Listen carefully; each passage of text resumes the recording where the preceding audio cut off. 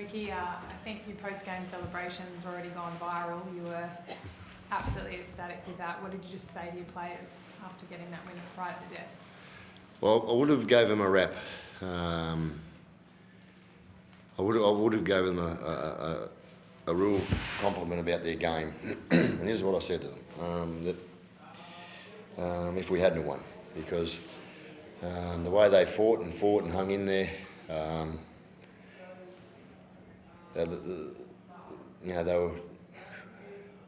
we had every reason to lose it. So there's a lot of fight in them. And the last 2 weeks we've been against Manly, there was a scenario where we didn't have any football and the game got taken away from us. And then last week, as I said to both Fox and Nine after the game, the conditions up there, the humidity up there, it didn't let us play our game of footy, our style of footy. I can say that tonight after a win, but I couldn't have said it after a loss because it looks like you're making excuses, but I don't make excuses for losses. We just couldn't play our style of footy last week, and we still could have won it in the last 5 or 6 minutes. I'm just really proud of. You seen it. You seen what this club is about in that last minute and a half. You've seen what this club is built on. Do you need two new members to start in Bish and 40, or how are they? They both make me look like I'm 6'4". When you say you didn't get to play your brand of footy last week, I mean, in the second half you almost didn't really either because you had a man down, there were some tough calls. Lara, we're not that ill-disciplined. It's like when we played Manly 2 weeks ago. This team is not that ill-disciplined. I don't know what I can do as a coach because I don't go out, as a coach, I don't go out and coach grubby tactics. I don't go out and coach to be ill-disciplined.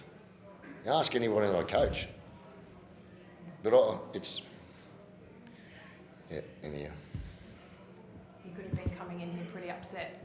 Obviously, that it came down to that last play. How did the team find that heart, that energy when, you guys had no ball? We had nothing. We had no field position. I think the penalty count was 7-2. Okay, fine. If we're giving penalties away, that's great. You can't tell me other teams don't give away penalties as well. I hate talking, and Toddy is a wonderful referee. I'm not having a crack at him. He's a wonderful ref. I hope I'm allowed to give him a rap. Hudson Young obviously wanted to have a big game today. You sorry? Hudson obviously wanted to have a big game today. 2 tries, probably would have wanted to make up for the sin bin. And he was heavily involved in getting you guys upfield. He's the best start to the season I reckon Hudson's had since I've coached him. He's really started the season well. Would you agree? Yeah, 100%. Yeah, and his off-field manner, his leadership he's very authentic. He loves rugby league. He loves the Raiders. He loves his position in the club at the moment. He's a guy who could one day take over Taps as a captain. If he's around that long.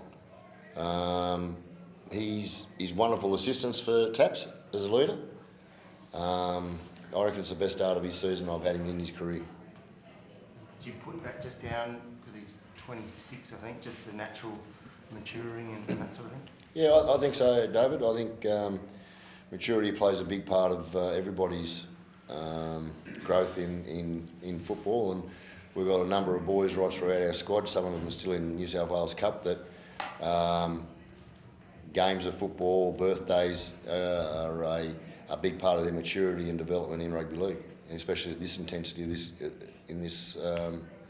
this stage. Joe, how was it out there for you in the second half? There were some frustrating moments. We talked about the penalty count. What communication were you getting around that from the officials? Yeah, it was tough, but I think, like I was saying, the coaching staff really laid a platform for us to stay calm, and I think the boys done a good job circling up and just focusing on what we can, focus on. We can't take those calls away, but we can get to that next tackle, that next play, and that's what we really focused on. It was obviously your first home game back this year. Yeah. How was it out there? The crowd was absolutely electric, especially in that last 2 minutes. Yeah, How 100%. do we back at home? I think every year we've got a great home crowd. We made a huge emphasis on the off season. We want to make this our fortress and win as many home games as we can. Last year we went on par with that, and we're 2 from 2, and we just got to keep that around. I think the way coach staff and our high performance have changed up little things where before we come to games has really helped the crew gel as well. So we'll just stay on that same path. Ricky, do you feel the new high tackle rules were evenly applied across the game? Or do you feel like you've got a better idea of what is a sin bin and what isn't? No. And there was also, luckily, it didn't matter in the end, but there was a disallowed try in the first half from Kyle Weeks as well. Do you think that obstruction call, whether they're running on the inside shoulder or not, has that been cleared up either? I don't know. But as I said to some people last week, that you can give the vocab to whatever outcome you want. You can give the vocab to whatever outcome that has been given on the field. Because I can give you vocab in regards to the last time we spoke about this, that makes me sound right. So, no, I'm confused with it. Joe, how's your ankle? It's all good. We got eyesight, we've got a good long turnaround, and we'll be fine. Ricky, you mentioned conditions before affecting some of your last games. Heading to Darwin next week, how do you guys sort of prepare for, the change from sort of a colder Canberra heading over to Darwin? Yeah, it's going to be very humid, and it's 30 odd degrees. As I said right at the start of the year, that the first 3 months of our schedule, our draw, is a massive challenge. But I'm really calling upon our senior boys, Joe and his crew, to make it, to make it a real challenge for us. We've got a lot of young boys that are travelling with these guys, a lot of young guys in our squad. They create the excitement, and because they haven't got much commitment at home or whatnot, where these boys have. They've got families and partners, wives back home. So we've got to balance it out, because you've got to understand that we're leaving our partners and families back home for these players. So we try and make sure they're looked after. But the younger boys, they come on board, and it's up to the senior boys to make sure that they're doing everything for those boys, because it's exciting for them. The Earth Strangers and Sav and those boys, they're young in their careers, and it's an exciting time. We had a wonderful prep last week in Townsville. It was outstanding, and very fortunate the club allowed us to go up there early. But as I say, the conditions knocked us around. We just got to, I'll look at certain scenarios, and I'll look at how players are in regards to their health, welfare. Like playing at 4 o'clock up there last week, that was bloody hard. I was really concerned all week on how these guys will get to the sideline tonight, but they're a tough bunch.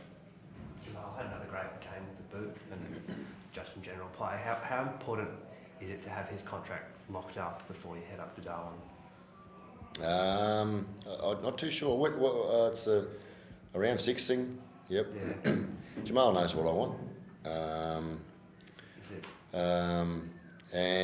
And I said it during the week that these senior boys, and it's not just Jamal and Tommy, we've got a lot of senior boys with younger blokes who are very good football players coming through.